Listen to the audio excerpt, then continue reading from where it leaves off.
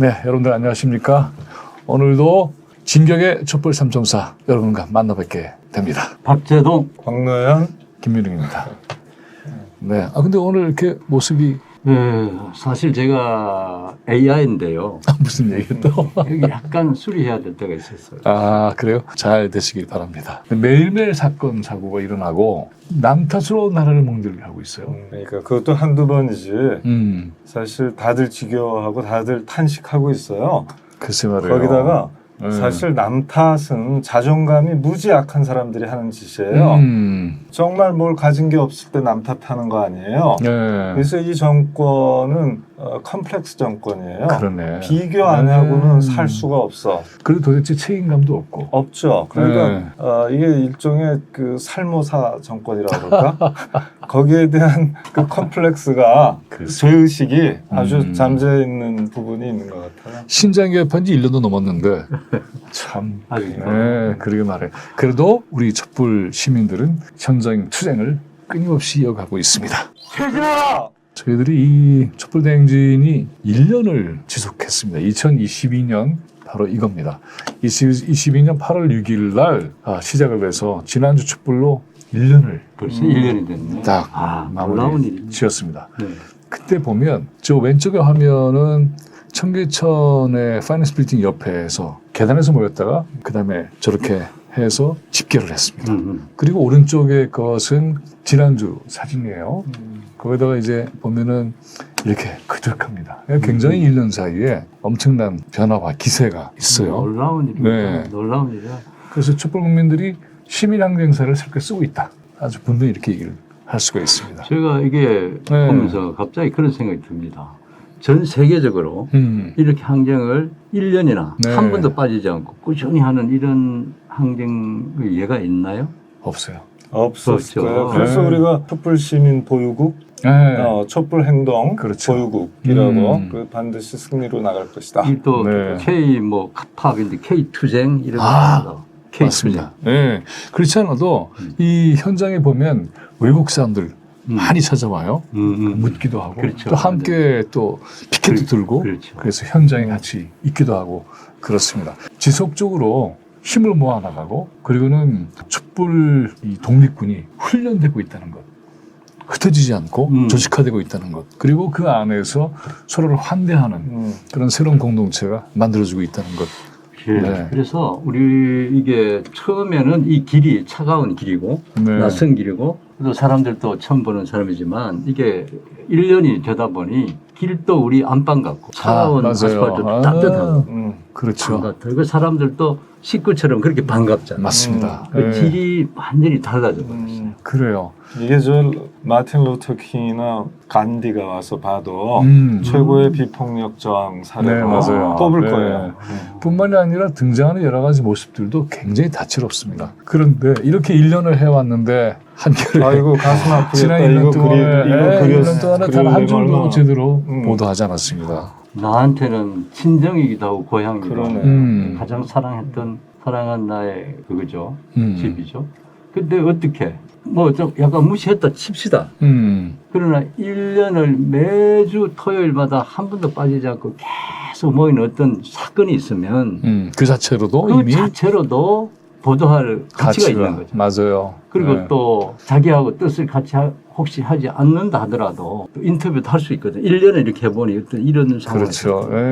전혀 없다는 게 정말 나는 한겨레 식구로서 정말 단도를 입에 물고 거꾸로 물고 아스팔트에 나자빠지고 싶더라.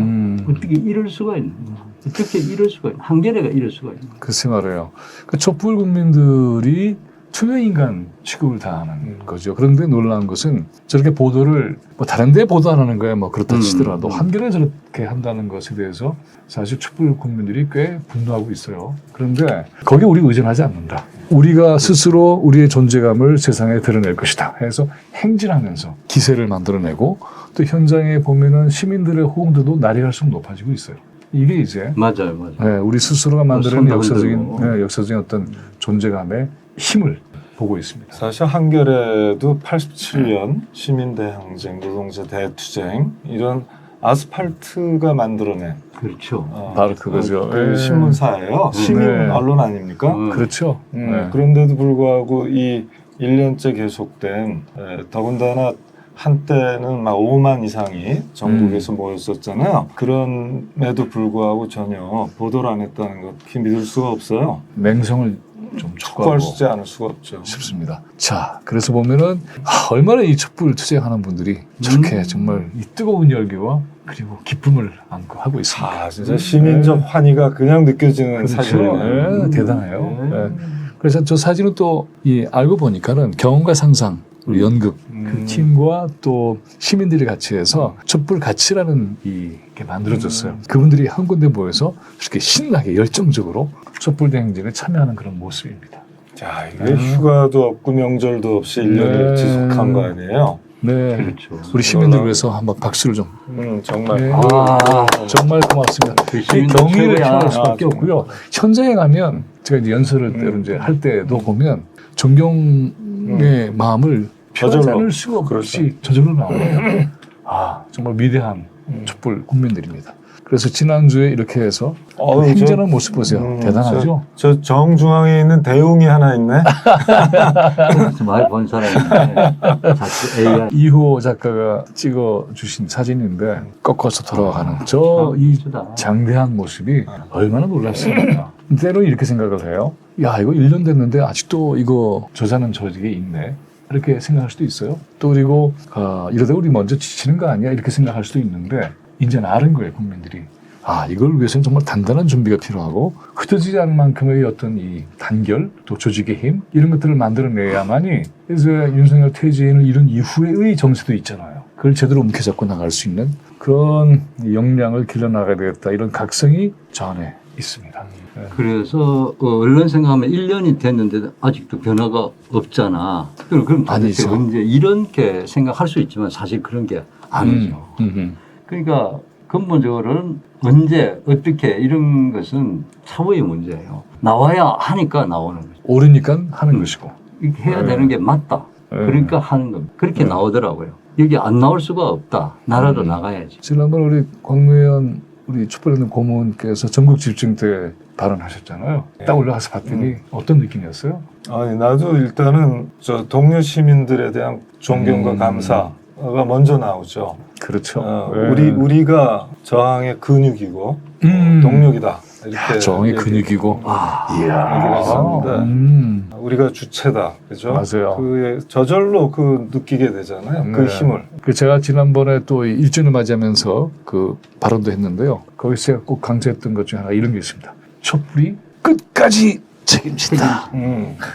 그 아주 네. 힘찬 연설을 하셨더라고. 끝까지 책임진다. 그래서 이 촛불 국민들이 주권자로서의 자기의 존엄성 그리고 역사의 주체로서의 등장 이런 것들. 그래서 근육 얘기하셨지만 새로운 시대의 뼈대와 근육, 혈관 이런 모든 것들이 총사령관이시잖아요. 그건 아니고요. 우리 촛불 국민들이 총사령관입니다. 자, 그럼 저런데 보세요. 여기저기 시민들이 만들어서 그래요. 나름대로 정말 그렇게 참여하는 놀랍게 것도 황홀하게 아름다운 축제이기도 하고 네, 그래요. 그런 장면입니다. 잼버리 이제 그 언론들이 나라망신, 국가망신 이렇게 얘기를 하지만 그보다 먼저 인권유린이잖아요, 이게 보면은. 그렇죠. 예. 청소년들 전 세계에 불러다 놓고 그리고는 야영을 할 수 없는 곳에 야영을 시켜놓고 벌레 다 물리고 그다음에 기본 시설 엉망이고 먹을 것도 그렇게 해버렸고 굉장히 깜짝 놀란 일이에요. 그러니까 이게 여기에 참석하려면 돈이 들잖아요. 네. 이게 우리가 대주는 게 아니거든. 영국 아이들은 이게 아이들도 아니야. 14세에서 17세까지만 잼버리에서 모이는 거고 올림픽처럼 4년에 한 번씩 그렇죠. 모이는 거고요. 네. 지금 25번, 25번째 세계 잼버리 대회거든요. 43,000명 정도가 왔다는 거 아닙니까? 이 아이들은 한 번 딱 참석할 수 있는 거예요. 14세에서 17세 사이의 거예요. 활동으로는. 그러니까 아이들이 영국서 오는데 뭐 한 600만 원 가까이 들었대고 미국서 오는 데는 800만 원 가까이 네. 들었다는 거야. 네. 이거를 어떻게 하냐면 얘네들이 1, 2년 동안 뭐 가라지 세일이라 그래갖고 네, 동네 맞아요. 네. 자기 집 뒤에서 조그만 쿠키 만들어 팔고 그다음에 알바 뛰고 이렇게 해서 다 모은 돈이잖아요. 아이고. 그런데 세상에. 그 돈 값을 못 하고 철수하고 관광하고 이러는 게 너무 안타까운 거예요. 글쎄 더군다나 기본적인 안전이 확보되지 않아서 네. 폭우, 폭염, 태풍, 특히 폭염, 네. 그다음에 화장실이라든가 샤워실 너무 기본적인 거잖아요. 아. 이런 부분에 대해서 영국이 스카우트 발상지예요. 발상지죠. 그래서 네. 이번에도 그런 4,500명이나 거죠. 보낸 건데 네. 영국 스카우트 책임자들이 계속 지적을 했다는 거 아닙니까? 한국 조직위원회 편지 보내서 이거 이 2달 전에도 몇 달 전에도 네. 이 기본적인 거 해달라, 염려된다 이렇게 하는데도 걱정 말아라. 그런데 와 보니까 기대 수준에 너무 못 미친다 해서 이 사람들이 가장 빨리 방 뺀 거 아니에요? 글쎄 말이에요. 예. 사실 출발을 보면은 이게 영국 제국주의 군사주의에서 탄생한 것이죠. 그렇죠. 그런데 이것이 이제 세월이 흐르면서 인류적인 어떤 성격으로 변모해 간 거죠. 그래서 이제 중요하고 의미가 있는 것이고 청소년들이 이런 모험심도 길러주고 그다음에 위기 상황에 나름대로 대응도 할 수 있게 해주고 또 친구도 사귀고. 또 친교도 하게 해주고 하는 굉장히 중요한 청소년들을 위한 축제인데 그 축제를 주관하는 국가로서 준비를 제대로 해내지도 못했을 뿐만이 아니라 문제가 생겼을 때 사후 수습도 엉망이었죠. 우리나라는 네. 그런 거 가장 잘하는 나라였잖아요. 글쎄 말이에요. 그렇죠. 네. 우리나라가 두 가지를 해서 실패한 적이 없는 나라예요. 하나는 이 국제 대회를 유치하고 그 국제 대회를 다 칭찬받고 집행한 나라고요. 두 번째로는 유엔의 어떤 회의, 국제 회의에서 임원 뽑고 할 때 표대결 하잖아요. 이 표대결에서 진 적이 없는 나라야. 그랬군요. 우리가 그러니까 반기문도 뽑아내고 그러네요. 그랬잖아요. 네. 하나 예외 없이 그랬거든요. 그런데 지금 잼버리 대회 4년에 한 번씩 하는 이 43,000명 전 지구적인 젊은이들의 축제인데 특히 청소년들의 이거를 이렇게 개판칠 글쎄 줄은 말이에요. 정말 상상을 네. 못하는 거죠. 이런 그렇죠. 무책임이 어디 있습니까? 이게 한 6년 정도의 준비 기간이 있었던 것이고 그리고 돈도 엄청나게 들어갔어요. 2천억 정도.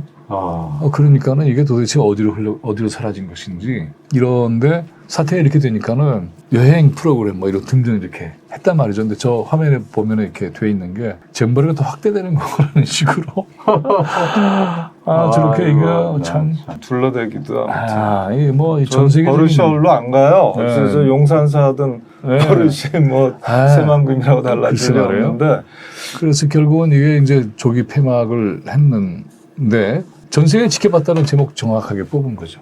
전 세계가 봤을 뿐만이 아니라 이게 세계 연맹이 철수선을 딱 해버렸단 말이죠. 그래서 조직위원회하고 의논도 안 했다는 거잖아요. 조직위원회는 나중에 듣게 통보를 되는 거죠.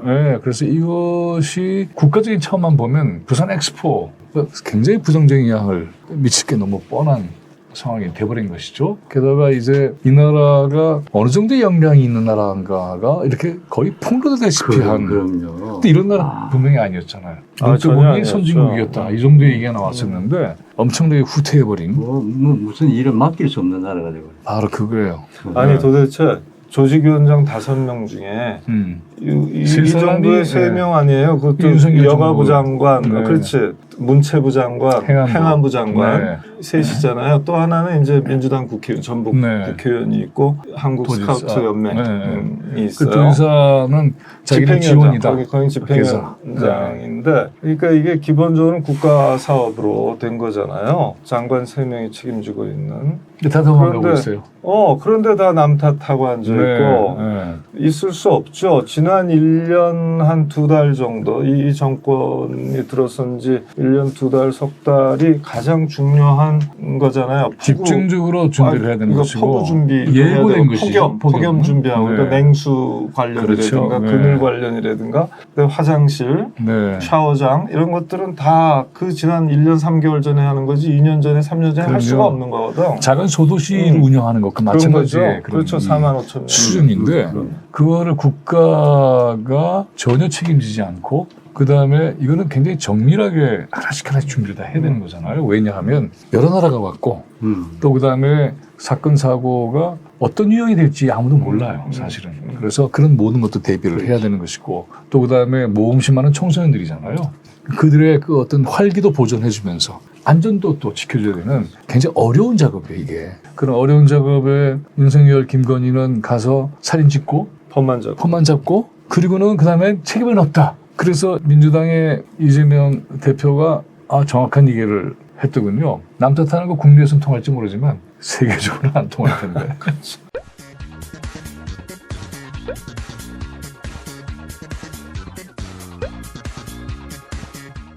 그래서 우리 박재동 남편 하나 보겠습니다. 참 남 탓으로 나라가 멍들고 있습니다. 그렇죠? 저 얼굴은 문재인 대통령 가면을 쓰고 한 거죠. 그러네요. 네, 전 정권이 다 책임을 지게끔 다 떠넘기는 거죠. 그렇죠. 네, 저런 식으로. 이게 신장계약한 지 1년이 넘었잖아요. 1년 반이 넘었는데 이게 도대체 뭘 하겠다는 거지. 그러니까는 그 자리에 있을 이유가 있었나? 돈도 있어도 그렇고. 아무것도 못 하고 있으니까. 아, 글쎄 말이에요. 정말 1년 동안 하나씩 무너져 내려온 그런 거죠. 네, 맞아요. 야영 장면을 보면 난민촌 딱 그렇게 돼버린 거죠. 그런 네, 난민촌이 됐어요. 사실은 이제 보이스카우트 잼버리가 일정하게 호텔에 있는 건 아니기 때문에 야영 생활을 하고 야영을 그리고 해야죠. 일정하게 조건도 좀 힘들고 그래도 그걸 견뎌나가면서 뭔가 하는 거는 기본인데 이번엔 너무 심했던 거 아니에요. 근데 그거를 보완할 수 있는 그러한 준비는 전혀 하지 않고 그리고는 온 세계에 이 나라는 정말 아까 얘기 잘하셨습니다. 맡길 수 없는 나라네 뭘. 그리고 적어도 윤석열 정권 아래서는 맡기기가 어려워. 그런 거죠. 그랬더니 이제 문재인 정권 탓인데 저번에 할 말이 참네 할 말이 없어요. 네.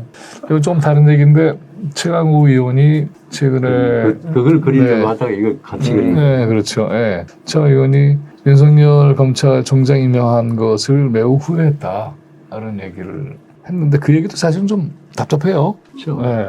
왜냐하면 그리고 나서 여러 번 교정할 수 있는 기회가 다 주어졌는데 그럼요. 거기에 대한 책임 있는 그런 발언과 자세는 고쳐를 또 하지 않는 있어야 되는 거죠. 국민들이 온 국민이 지금 그걸- 고통을 겪고 있는데. 분노하고 있죠. 예를 들어서 징계 결정이 났을 때 네, 그 당연히 그만두라고 그래야죠.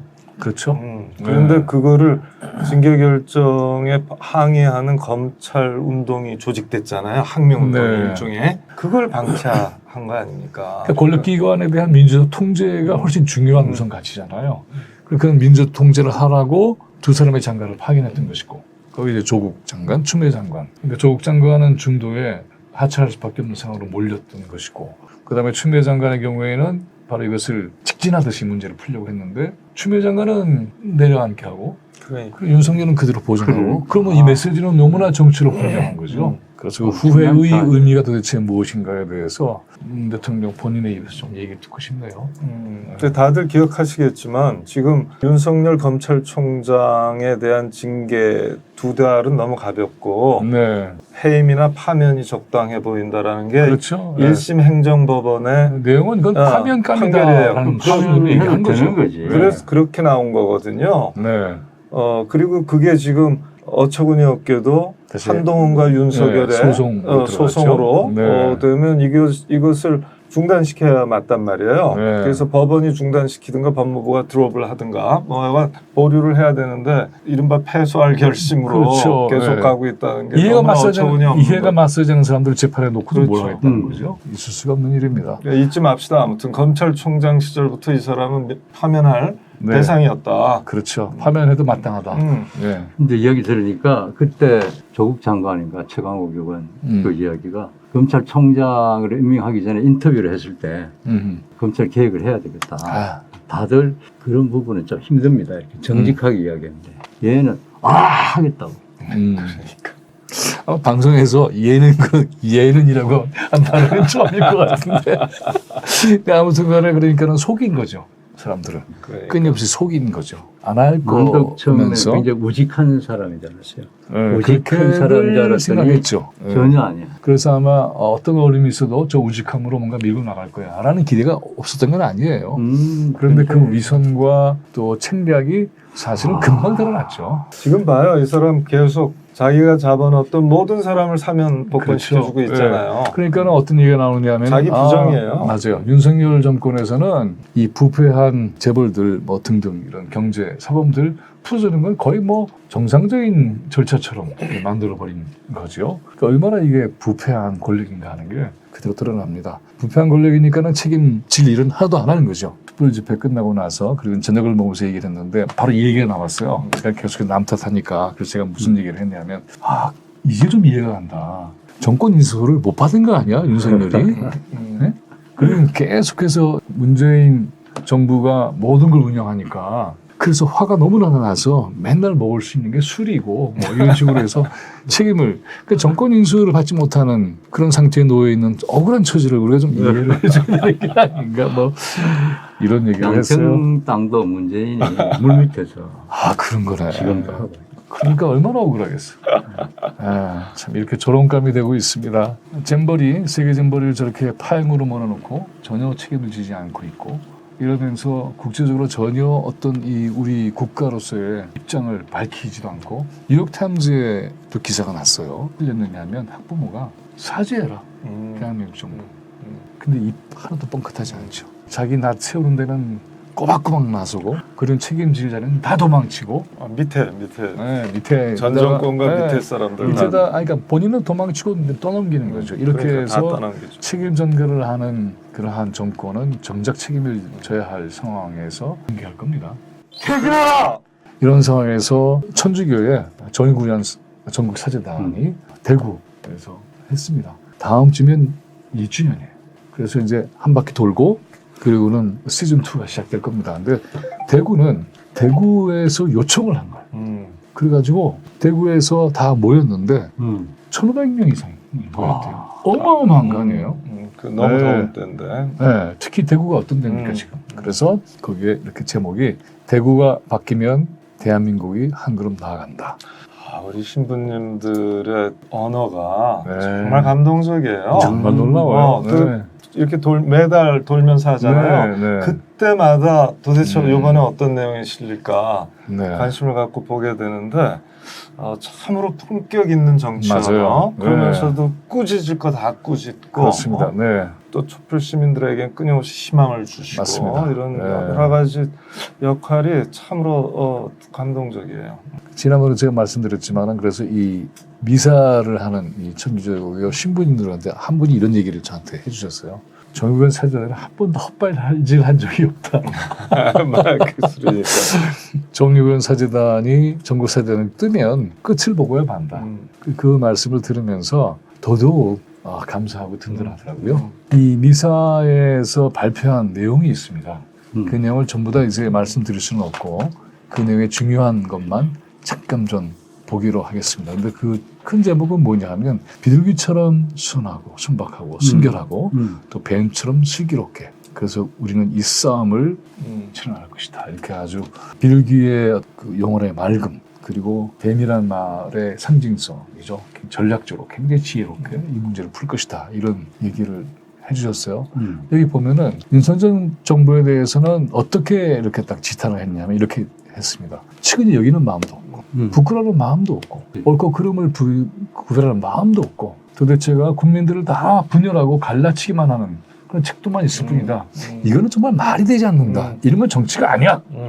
단호하게 딱 이렇게 꾸짖으셨습니다. 그럼 대구는 어떤 곳인가 하는 얘기를 하세요. 대구는 의병운동, 항일운동, 국채보상운동 이런 거점이고 해방기에는 또 고민했던 10월 항쟁, 그 이승만 정권의 독재를 끊어낸 4월 혁명의 맨 앞자리에 대구의 2.28이 있죠. 있었잖아요. 네, 맞아요. 네. 그리고 박정희 군부 독재 시기에는 전범을 내놓은 청년의 도시, 또 우국의 도시 그런 도시였죠. 그런 장기간 이제 거치면서 대구가 그런 역사를 잃어버린 거예요. 네. 그래서 굉장히 안타깝습니다. 이게 대구가 그동안 오만한 통치자들에게 기만적인 환약을 제공하는 맹목의 환대를 해왔다. 그런데 여기서부터 벗어나야 된다. 그래서 우리가 척박한 도시 대구에서 다시 촛불을 든다. 대구가 바뀌면 대한민국은 한 걸음 더 나아갈 수 있다. 비둘기처럼 순박하고 뱀처럼 슬기로운 마음과 태도로 우리의 건강한 공동체를 위해 끝까지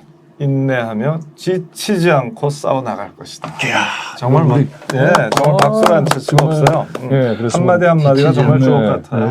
이 시대를 어떻게 표현했냐면 무도의 시대와 야만의 행렬 이런 얘기를 담아냈어요. 척박한 도시 대구에서 우리는 촛불을 든다. 정말 너무 감사하지 않습니까? 그리고 또 참 후한무치하죠. 그리고 네.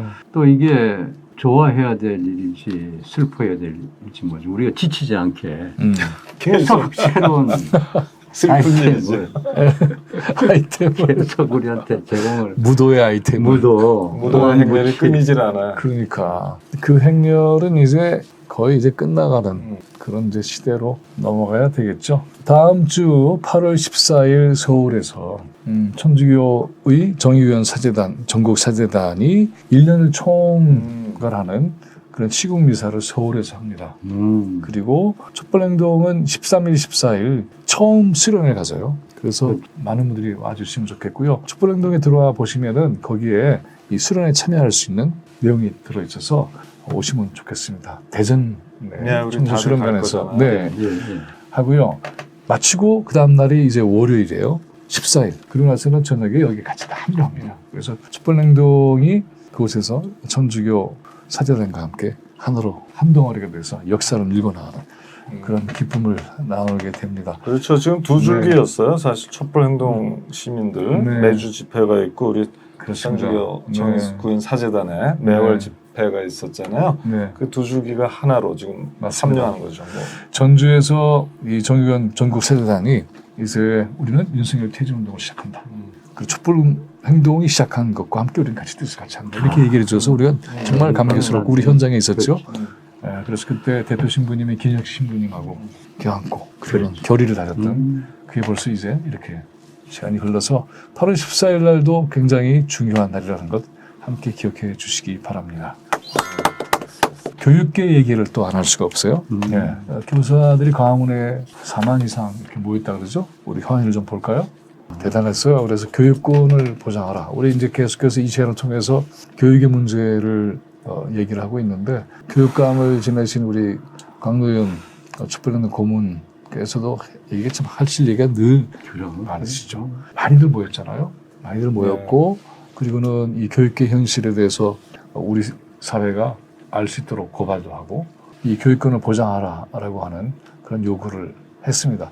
이걸 이제 지켜보면서 드는 생각. 교사들이 느끼고 있는 위기감, 엄청난 거죠. 또 이 슬픈 마음, 이대로는 안 된다 하는 마음이 모여서 어떤 조직이 배후에 있는 게 아니거든요. 네. 그냥 자발적으로 4, 5만 명이 모인다는 건 정말 어려운 건데 어려운 거죠. 그 정도는 지금까지 없었던 일이거든요. 그 문제의식에 공감하는 국민들이 지금 뭐 이제 절대 다수가 되면 틀림없는 것 같고요. 그래도 처음에는 이 정권 쪽은 또 정치적으로 이걸 정쟁화했잖아요. 그래서 학생인권조례 진보교육감을 또 탓으로 돌리면서 종북 주사파 심지어는 대한민국 붕괴 기도였다. 도무지 그런 험한 말까지 난 정말 너무나 그 분개해서 이게 지금도 명예훼손 소송 하려고 그래요. 진짜 해야 됩니다. 몇 사람들 모아서 해야 돼요. 저희를 종북 주사파의 대한민국 붕괴 시나리오를 집행한 사람으로 지금 몰아붙인 교권 보장을 위한 노력도 많이 했는데 마치 그때 안 한 것처럼 만들어 놓고. 그렇습니다. 지난 10년 넘게 진보교육감들이 대부분의 지역에서 교권 조례를 만들었어요. 그런데 서울에서는 유독 제가 2012년에 만들 때는 이주호 장관이 반대했고 끝까지 대법원 제소까지 했고 작년에도 국힘이 서울시의회를 장악하니까 그 이주호 장관 쪽하고 같이 연락이 되면서 이걸 또 반대했단 말이에요. 이 사람들은 도대체 뭐 한 사람들인지. 그럼 내가 만든 물건인데 왜 손대? 뭐 거의 그런 식이 된 것 같아요. 그러면서 애꿎은 학생인권 조례를 비난했는데 지금 우리 이 4, 5만 명씩 지금 3차례나 모이셨는데 이 선생님들은 첫째로 그런 얘기 전혀 안 합니다. 학생인권 조례와 싸우려고 우리가 모이는 게 아니다. 그렇죠. 학부모하고도 싸우는 게 아니에요. 그래서 학부모 얘기도 안 해요. 그냥 악성 민원이니 뭐 이런 얘기 정도로 돌려서 얘기하는데 학교 선생님들이 갖고 있는 특징이 잘 나타나는 거죠. 이런 부분만큼은. 함께 해야 되는 교육 공동체 파트너들인 거예요. 그렇죠. 그래서 그런 사실들을 잊지 않고 있기 때문에 저렇게 언어들을 조심스럽게 사용하고 있잖아요. 그렇죠. 그래서 처음에는 학교 선생님들이 하도 이제 화가 나 있고 슬프고 이런 상황에서 어떻게 전개해 나갈지 굉장히 한편으로는 또 걱정도 되는 부분이 있었는데 왜냐하면 정권 쪽에서 하도 학생인권조례나 진보교육감 공격에 빌미로 삼으니까요. 그러나 역시 학교 선생님들이 중심을 잡고 네. 극단적인 것과는 완전히 동떨어져서 중심을 잡고 나가고 계시다. 참 고마운 일이다 이렇게 생각합니다. 그러니까는 이게 이렇게 학부모하고 적대전선을 만들려고 하는 게 도리 윤석열 정권과 국민의 힘이에요. 그렇죠. 그래서 책임을 딱 그쪽으로 넘기면서 갑질 문제라는 것만 가지고 교육계의 현실을 짚는 이런 건데 사실은 그거 말고도 근본적인 문제가 굉장히 많잖아요. 이건 사실은 권력의 문제가 기본적으로 깔려 있는 거잖아요. 그래서 교사들이 가지고 있는 교사의 교육자로서의 권위나 존엄성을 권한으로 만들어줘야 되는데 그 권한을 만들어주지 않는 권력 관계가 있는 것 아니에요. 이거를 타파하지 않으면 안 된다. 그런 점에서는 좀 교사 여러분들에서 한 걸음 좀 더 나았으면 좋겠다는 아쉬움도 있어요. 네, 교사 정치 기본법 그렇죠. 이런 것 같은 거. 바로 그겁니다. 그래서 교사들의 정치 기본법이라든가 또는 이 문제를 정치적인 의제로 삼는 그러한 이 용기, 단호함, 진전도 좀 있으면 하는 아쉬움이 좀 있어요. 그렇게 하지 않고는 아마 이 문제는 정말 해결하기 어렵다. 보장해달라고 하는 청원자로서만 머물게 되면은 그러면 교사가 교육의 현장에서의 주체로서 우리 이렇게 하겠다. 그리고 이것은 정치 의제로 반드시 돼야 된다. 이걸 그렇게 해서 풀어나갈 수밖에 없다. 안 그러면은 교육의 현장에서 부당한 권력 관계를 우리는 해결할 수가 없다. 그렇게 되면은 자연히 교권은 작동되지 않는다. 이렇게 좀 힘있게 밀고 나왔으면 좋겠고 그걸 응원합니다. 우리 모두가 지금 다 세 명이 같은 마음이죠. 네. 그런데 여기다 이제 폭탄을 하나 던진 사람이 있어요. 교실 이제 붕괴를 보여주는 만평인데 사교육이 지배하는 거죠. 그렇죠. 근데 여기 이제 폭탄을 누가 던졌냐면 저 사람 중앙일보의 특별기고로 했어요. 근데 그 글들에 대한 비판이 지금 엄청나게 지금 SNS를 통해서 확산되고 있잖아요. 이제 핵심은 내 새끼 지상주의가 교육을 망가뜨리고 있다. 지 새끼만 챙기면 이게 되냐? 놀라운 거는 이런 모든 교육 파탄은 학부모한테 있다. 배우 세력이고 핵심이고 주범이다. 이런 식으로 이제 갈라치기를 해버렸어요. 그래서 제가 한 얘기가 행사를 진행하는 중견교사는 배포된 티켓 외의 구호를 외치지 말라. 그래서 이 집회가 정치적 당파성에 오염되는 사태를 그러면 정치의 문제를 제기하는 교사들은 오염된 교사가 되는 셈이에요. 뿐만이 아니라 이런 내새끼 지상주의에 대한 얘기를 하면서 이제 이게 사람들한테 굉장히 많은 논쟁을 불러일으킨 거죠. 가장 권력적으로 완성을 해서 영수의 불망의 지위에 오른 인물은 조국 전 장관의 그 가족을 느닷없이 끌어들였어요. 너무 뜬금없었어요. 그러니까는 이게 지금 교사 갑질을 한 것도 아니고 그 조국 전 장관을 거의 멸문지화의 고통을 주면서 권력을 장악한 과정에서 자신들의 위세를 보였던 정치검찰은 내새끼 지상주의를 단호하게 척결한 정의로운 행동을 하는 자들이 되는 거예요. 그렇게 되죠. 네? 그걸 저기서 왜 저렇게 얘기를 해서 이 정권의 정당성을 확실하게 부여하면서 동시에 학부모들을 지탄의 대상으로 삼고 그러고는 교사들이 정작 회복해야 될 그들의 권위와 존엄성을 권한으로 만들어주는 일에 대해서는 일체 쓰지 않았다. 너무나 피상적인 굉장히 놀랐어요. 네. 어디서나 권력 관계를 보고 어디서나 평등 여부를 보고 집단적인 역할 같은 것들이 있잖아요. 근데 그런 것들을 부각하지 않고 보면은 저런 식으로 가는 것 같아요. 그래서 저건 정말 뜬금없었어요. 왜 갑자기 조국 얘기를 하나. 다들 아시겠지만 최근에 그 아들, 딸들 그 모든 걸 포기하는 상황까지 갔잖아요. 그렇죠. 거기다 지금 많은 분들이 조국 전 장관이 사실은 뭐 검찰개혁 내세우지 않으면 이렇게까지 당할 리가 없는 거잖아요. 이건 그렇죠? 정치검찰의 건데 그리고 한 사람뿐만 아니라 가족 전체를 지금 망가뜨렸는데 뭐 굳이 말하면 조국 장관이 예를 들어서 뭐 딸내미 를 의학 논문에 공저자로 했다든가 뭐 아들 또 유학하는 아들을 뭐 이렇게 뭐 시험을 같이 이렇게 보려고 했다든가 이런 거 몇 가지 잘못이 있어요. 그러나 그것과 어떤 잘못이든지 간에 그것과 비례해야죠. 그리고 그걸 이렇게 이상으로 몇백 배로 튀겨서 여기엔 더군다나 불순한 정치적 의도가 있는 건데 그야말로 정치적으로 오염된 거거든. 그렇죠. 그 검찰권 행사는 과잉이고 그런데부터 불구하고 이런 사정에 대한 어떤 고려도 없이 갑자기 무슨 영세불망의 악명을 얻었다는 식으로 아, 이건 정말? 굉장한 모욕이거든요, 사실은. 글쎄 말이에요. 불명의 악명의 지위에 올랐다. 이렇게 얘기를 했어요. 그 저걸 보면서 정치적 당파성의 오염을 경계한다고 해놓고 본인이 바로 그러니까 그런 정책 당파성에 오염된 시선과 그리고 얘기를 한 게 아닌가 이런 생각이 들었어요. 그리고 내 새끼 지상주의라는 거는 언론 보면 맞는 말 같아요. 특히 이제 가진 자들의 그렇죠. 가진 사람들. 그걸 더 문제 삼아야 되는 네. 거죠. 근데 보편적으로 내 새끼 지상주의라는 걸 문제 삼을 수는 있지만 그걸 그렇게 그는 어떤 의미에서 좀 평범한 그 작동을 하는 거예요. 내 자식, 자기 자식이. 거기에 내 새끼 지상주의로 부모는 그렇게 자기 새끼만을 챙기려고 하는 것이 어쩌면 당연하다고 봐야 하는 것이고 거기에 대응해서 교권을 지키는 그 힘을 부여하는 이런 정치적인 것이죠. 그렇죠. 그런 것들로 눈을 돌려서 이걸 해결해야지 이거는 두고 저걸 그 하면서 내 새끼 지상주의자들을 그 한다는 것은 언론 보면 순수해 보이지만 굉장히 몰 정치적인 생각이죠. 그리고 거기에다가 이제 정작 문제 삼아야 될 정순신, 이동관. 그렇죠. 이런 자들은 완전히 그러니까 명단에서 빼버렸어요. 그래서 이 칼의 노래라는 작품을 썼잖아요. 그래. 그래서 이 박재동 화백이 이런 만평을 보여줬습니다. 칼의 노래.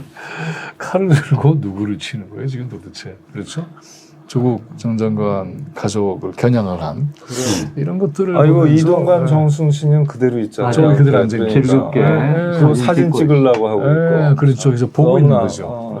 그래서 저런 자들과 한 통속이 돼서 누구를 공격하고 있는 건지 그래서 이 글을 도대체 글이라고 썼는가에 대한 지탄이 엄청나게 지금 쏟아지고 있습니다. 김훈의 문학은 그럼 과연 뭐였었는가? 라는 것까지 생각을 하게 만들었습니다.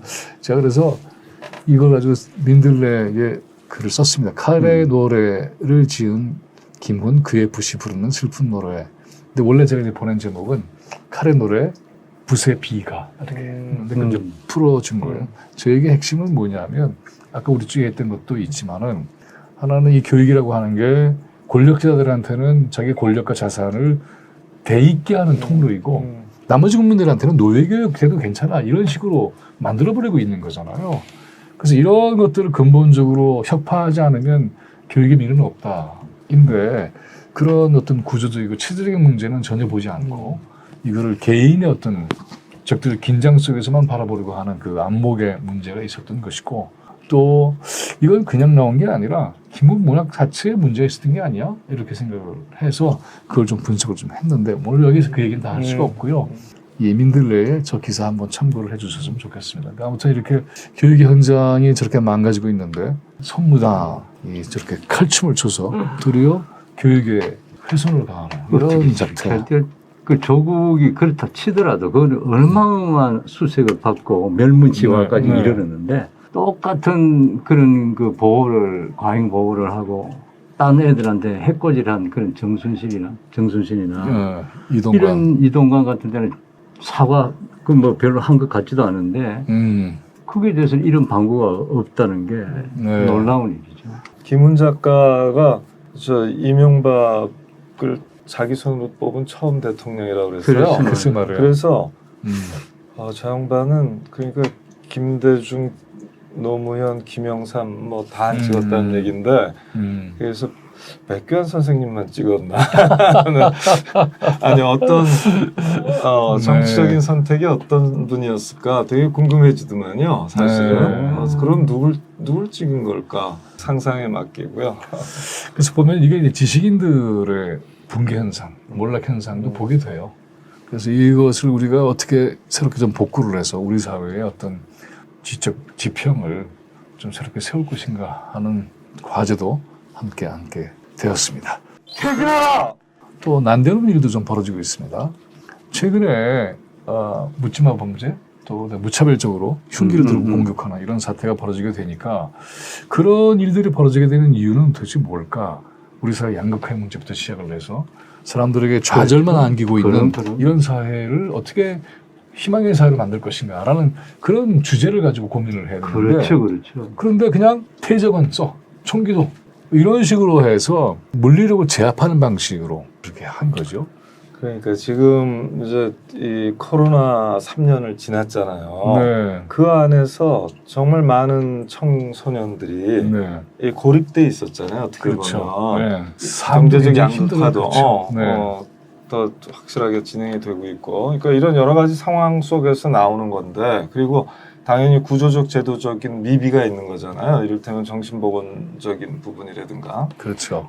사회보장적인 부분이라든가 이런 것들이 다 연관이 돼 있는 건데 전부 다 하고 무조건 장갑차 내보내고 말이지. 글쎄 말이에요. 그러니까 네. 사람들 겁주는 거잖아요. 네. 그렇게 되면. 공포를 통한 경찰 국가. 그러니까 검찰 국가도 모자라서 경찰 국가까지. 그래서 이 모든 것이 다 자신들의 권력을 통제의 수단으로 삼아서 자기들 정권을 그래서 내 공포를 왜 해결해 줄게. 말은 그렇게 하지만 사실은 저런 식으로 해서 이 치안의 문제 접근하면 굉장히 위험한 거죠. 그리고 그 가난한 사람에게 돈 빌려주는 그 은행 있잖아요.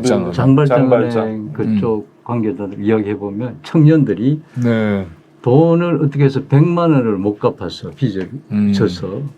그래서 나라에 줘야 돼. 근데 줄 수 형편이 못 돼. 그럼 한 달을 살아야 되는 거야. 그 한 달 100만 원을 못 갚아서 한 달을 감옥에 보내는 그 청년의 가슴에 뭐가 피어오르겠어요. 글쎄 말이에요. 어마어마한 분노의 가슴을 안고 살고 그렇게 추록을 또 하는 거예요. 그렇죠. 가진 자들은 뭐 100억 이런 거 아무것도 아니게 하지만 없는 사람들은 그런 거죠. 그래서 범죄가 이렇게 늘어날 때 보면은 갑자기 사람들이 흉악해져서 그런 것이 아니라 그런 그 구조와 또 방치된 현실, 좌절이 심화되는 이런 것들을 깊이 내다보고 그것을 위한 아까도 얘기했지만은 희망을 현실적으로 손에 쥐어줄 수 있는 그런 철학과 정책이 펼쳐져야 되는데 저렇게 다 때려잡겠어 이런 식으로 해야 되는 것처럼 오히려 기본소득이나 이런 걸로 해결해야 맞습니다. 되는 그 사회가요, 저 상층부 권력층의 아노미 현상이 있잖아요. 네. 그러면 저게 만연하게 되고 번져요. 그렇습니다. 그런 것이 다 지금 저런 현상들이 지금 막 튀어나오는 이유 중에 하나일 겁니다. 사실은. 네. 수단 공포의 문제도 있고 노인 자살률도 점점 늘어나고 있고 죽어가는 사람이 점점 많아지고 있어요. 총수겠다는 경찰청장 이건 말이 돼? 이런 식의 경찰 안에서의 문제 제기도 있습니다. 이은호 교수라는 분이 장갑차 등장을 가지고 무슨 얘기야? 불안만 가중시켜. 문제가 있어? 주변에 누가 도와주는 사람이 없어? 그러면 도망이 최선책이에요. 맞는 거죠. 이미 이렇게 총기를 과감히 쓰라 그러는 건 굉장히 위험한 거잖아요. 네. 그 면책 범위이 이미 최대치다. 그래서 이거는 말이 안 된다. 맞아요. 이미 웬만한 과실은 다 면책되고 있거든요. 그렇죠. 고의나 중과실이 아니면 직무집행법상 네. 경찰의 행위는 면책되게 네, 돼 있어요. 그래서 더 면책을 넓혀줄 수는 없거든요. 사실은. 끔찍한 거예요. 지난번에 노동자 고공에서 수행하는데 머리를 쇠파이프 이런 걸로 치고 이게 참 끔찍한 일을 한 거 아닙니까? 그렇죠. 금속노조, 한국노총 소속 글쎄 금속노조 말이에요. 끌어내릴 때 그랬죠. 네. 이렇게 물리력을 아주 쉽게 사용하는 이미 경찰이라는 위치가 권력이고 물리력인데 거기다가 이렇게 테이저건까지 이런 식으로 해서 그 면책 범위를 넓혀주게 되면은 그것은 민중의 지팡이 아니라 민중을 때려잡는 몽둥이가 될 수밖에 없는 것이다. 장갑차까지 등장을 했으니까 이렇게 되면요. 이제 이런 걸 일상화시키면 비상경 같은 게 이상하지 않게 되는 거예요. 그리고 뭐 어떤 집회도 불법이다 네. 이렇게 규정을 해버리면 쫙 깔릴 수가 있는. 우리 그렇지 않아도 촛불행동 지난번에 집회에서도 보면 경찰의 방위가 굉장히 극심했어요. 냉동 버스를 거기다가 또 구급 다 준비해놨거든요. 그런데 신고한 인원이 보다 많아졌다. 그러니까 여기서 밖으로 비켜라. 그럼 자기네가 그걸 보호해줘야 돼요. 도리어. 그런데 원래의 그러한 규모가 그거 어떻게 하라는 얘기예요? 그 다음에 이 냉방차 운전하는 분한테 너 이렇게 하면은 면허 문제 될 줄 알아. 이렇게 협박하고. 사실 그날 너무 더웠기 때문에 탈진한 분들이 있었거든요. 그래서 그 버스는 굉장히 중요한 거예요. 근데 거기 재밌는 게요. 그 어떤 아주머니가 자기는 구급파래요. 그런데 윤석열이 하는 꼴이 너무나 못마땅해가지고 촛불 들기 시작했대요. 그 아주머니가 하시는 얘기가요. 잼버리 얘기를 하면서 그리고 촛불한테 맡겼으면 다 됐잖아. 그럼 우리는 정말 뭐 그걸 할 시간은 섬세하게 없는데 하죠. 아무튼간에 그런 얘기가 들 정도로 그렇게 됐습니다. 중요한 얘기를 했어요. 이재명 대표가 장갑차 무장경찰 배치 충격적이다. 그리고 민주당이 저렇게 또 얘기를 했으면 그 다음에 조치를 좀 더 힘있게 했으면 좋겠어요. 그렇죠? 네. 장갑차나 무장경찰들 여기저기 서 있는 거나 저런 네. 역이나 이런데 공항이나 이런 데 서 있는 거는 섬찟하잖아요. 네. 그거 좋아하는 사람은 없어요. 그 불신검문도 사실. 하겠다 그러잖아요. 그러니까. 우리 옛날에 다 불신검문 수없이 당했던 사람들 드디어 아닙니까? 시작하는구나. 예. 근데 저게 말이 안 되는 게요. 그때하고 또 사회가 많이 달라져가지고 사람들 보는 앞에서 불신검문의 대상이 된다고 하는 것은 굉장히 중대한 모욕이에요. 근데 보고 안 와요. 그러면 그거는 너는 범죄형으로 생겼어. 이렇게 모두가 보는 앞에서 딱 결론을 내려버리는 그런 행위인데 말이 안 되는 거 아닙니까? 그러니까 이제 독심술을 하는 경찰까지. 관상 네. 사람들이 불안해하니까 뭐 조치가 필요한 부분은 있겠죠. 그렇지만 저렇게 그렇죠. 물리력을 강조하고 네. 그러는 건 틀린 거죠. 그렇죠. 사람들이 다 알죠. 네. 이게 지나치다는 걸 알잖아요. 그리고 저렇게 어떤 상황이 벌어졌을 때에 그 위급상을 대비할 수 있도록 이러한 시스템이 있습니다. 즉각 달려가서 조치를 취하겠습니다. 이렇게 하는 게 마땅한 그렇죠. 거죠. 일차적인 그러한 조처를 안전하게 구비하는 노력은 하지 않고 힘자랑하는 게 너무나 그럼 또 힘이 난동을 부린다고 그럼 저는 무장 경찰이 있는 데서 하겠어요? 그렇죠. 더 네. 피해서 더 몰아내자. 서울 양평 고속도로 종점 변경과 관련한 국정농단 문제는 굉장히 중요한 거죠. 그럼요. 그런데 언론들이 계속 이거를 거의 이렇게 사라지게 하고 있는 이런 상황입니다. 네. 점점점 뭐. 전화번호가 없네.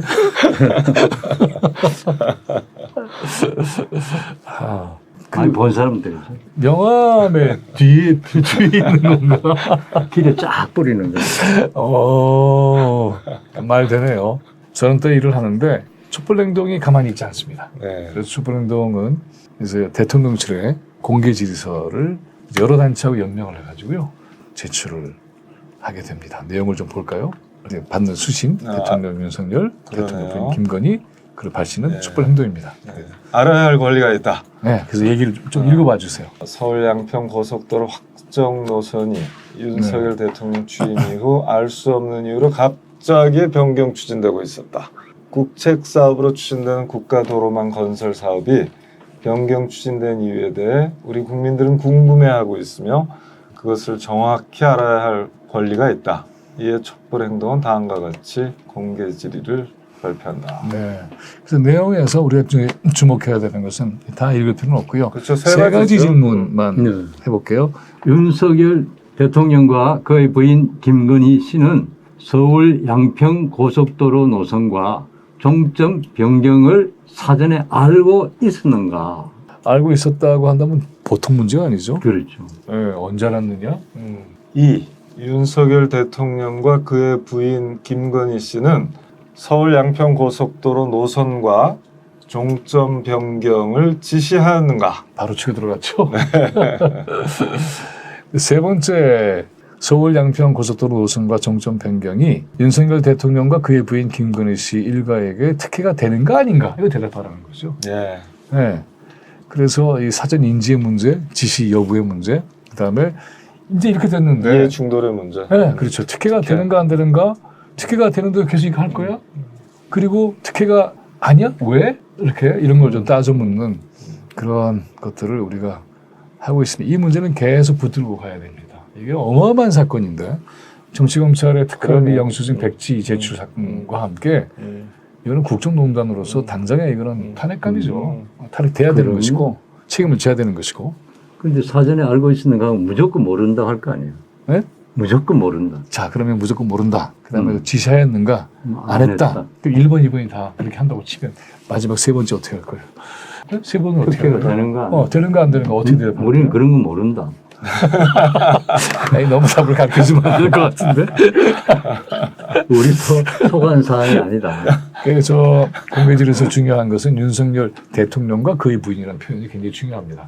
대통령이라는 위치에서 이 문제를 어떻게 판단하고 있는지, 책임을 질 의사가 있는지, 특혜라고 한다면 그 특혜에 대해서 어떤 조처를 취할 것인지 따져나가야죠. 그러니까 이건 뭐 공흥지구 때 이미 양평군 공무원들과 거기 또 뭐 경찰관들 뭐 해서 저 김건희 씨 오빠라든가 이런 분들하고 다 서로 알게 된 거 아니겠어요? 그렇죠. 네. 거기 그 선부터 시작한 건 틀림없을 것 같고 그거를 이제 여기서 얼만큼 했을지는 정말 특검 네. 사항이죠. 특검하지 않고 이걸 맞아요. 알기는 정말 어려울 것 네. 같고요. 그래서 뭐 이게 국정조사를 한다 그러는데 그걸로는 될 것 같지 않고 즉각 수사 대상으로 만들어서 증거 인멸의 문제부터 시작을 해서 이 그럼요. 모든 논의의 과정을 다 소상하게 밝혀서 그 책임을 엄정하게 묻고 그다음에 그 지금도 책임이 엄청나게 드러나면 뜯어서 없애고 있겠구만. 이게 쉽지 않을 거예요. 이게 이제 우리 전자정부이기도 하고 전자정부. 그거가 이런 거예요. 하나를 틀면 다른 거하고 안 맞아요. 그럼 싹 다 없애버려야 되는데 그럴 수는 없어. 그러니까 이게 보면은 논의 과정을 설명하려면 그 설명을 뒷받침할 수밖에 없는 이 기록, 회의 자료 이거는 있어야 되거든요. 이게 1조 넘는 국책 사업에 구두를 했다 이건 불가능한 거니까. 그러니까는 쉽지 않아요. 그래서 수사로 이게 즉각 전환을 해서 이 문제를 파고들어야 됩니다. 자, 오늘 우리 이 정도 얘기로 그러시죠. 마무리를 짓도록 하죠. 결국 오늘 우리 또 얘기를 해보면서 느끼는 것은 이 정권 정말 그려둘 수 없다. 네. 실망시키지 않게 네. 않고 계속 뻘짓을 하는 거죠. 네. 세계를 향해서 선언한 아. 거잖아요. 우리 무능하다고. 그 세계를 향해서 우리 형편없는 인간이라고. 네. 아무런 역량이 없다고 지금 네. 뭐 자백한 거나 마찬가지라서. 그렇죠. 이건 종전하고 또 달라요. 네. 네. 잼버리 문제도. 그래서 아마 이제 이렇게 자기들의 권력을 강화시키기 위해서 여러 가지 체제를 정비하고 있잖아요. 뭐 이동관도 불려서 언론 장악도 하고, 또 그다음에 유인촌도 불려서 문화예술계도 이렇게 하고 다 소용이 없게 될 겁니다. 부질없는 짓입니다. 네. 지나간 이야기. 네. 자, 오늘도 저희들 이렇게 이 방송을 마무리하면서 힘차게 구호를 외치겠습니다. 윤석열은 퇴진하라! 윤석열을 몰아내자! 예, 다음 주에 뵙겠습니다. 고맙습니다. 네. 자, 박수. 아이고 수고했네. 어. 예.